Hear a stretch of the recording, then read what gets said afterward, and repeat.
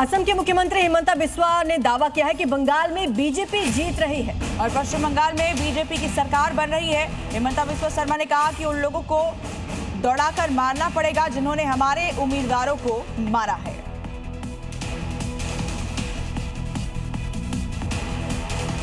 गुजरात के भरूच जिले में केमिकल फैक्ट्री के अंदर भयावह आग से हड़कंप मच गया। इस हादसे में 16 मजदूर झुलस गए हैं। कई मजदूरों की हालत गंभीर बताई जा रही है। हादसा कितना भयावह था उसकी गवाही दे रही है ये तस्वीरें। फैक्ट्री के अंदर जोरदार धमाके से आग लग गई। कुछ ही मिनटों के भीतर आग पूरी फैक्ट्री के अंदर फैल गई। गुरुवार को हादसे के वक्त कंपनी के भीतर बड़ी संख्या में मजदूर काम कर रहे थे। हादसे की सूचना मिलते ही भरूच और आसपास के इलाकों से 10 से अधिक फायर ब्रिगेड की गाड़ियां मौके पर पहुंची। दमकल कर्मियों ने घंटों की मशक्कत के बाद आग पर काबू पाया। फिलहाल फैक्ट्री के अंदर आग किस वजह से फैली इस बात की जानकारी अभी तक सामने नहीं आई है।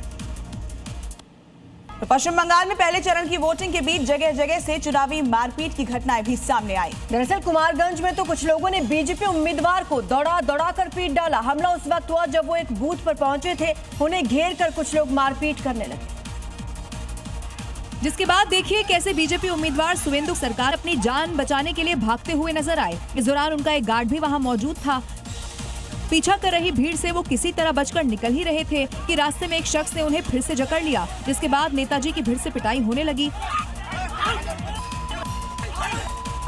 दरअसल बीजेपी उम्मीदवार सुवेंदु सरकार को खबर मिली थी कि एक विशेष बूथ पर बूथ जैमिंग की जा रही है। जैसे ही वो उस जगह पर पहुंचे, कुछ लोगों ने उन्हें घेर लिया। मामला गर्म होते ही सुवेंदु सरकार ने वहां से जाने में ही भलाई समझी, लेकिन गुस्साए लोग उनका पीछा करते रहे। अब इस दौरान सुवेंदु सरकार पर थप्पड़ और घूंसे बरसाने शुरू कर दिए गए, जिसके बाद सुवेंदु सरकार ने वहां से भागकर अपनी किसी तरह जान बचाई।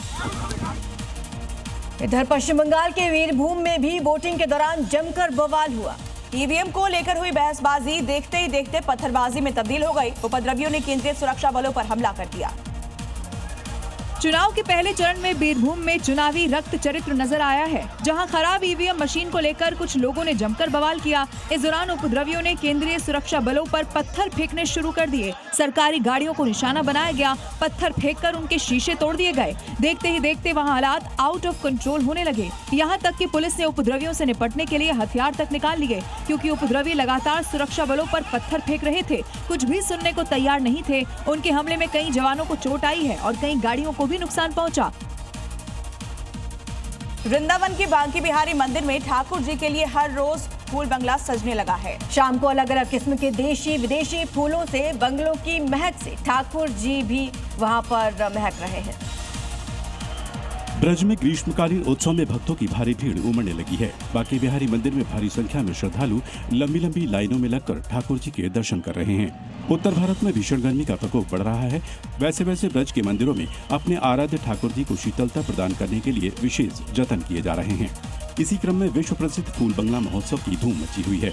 इन बंगलों को बनाने के लिए विशेष रूप से मोगरा, गुलाब, बेला और चमेली जैसे सुगंधित फूलों का इस्तेमाल किया जा रहा है।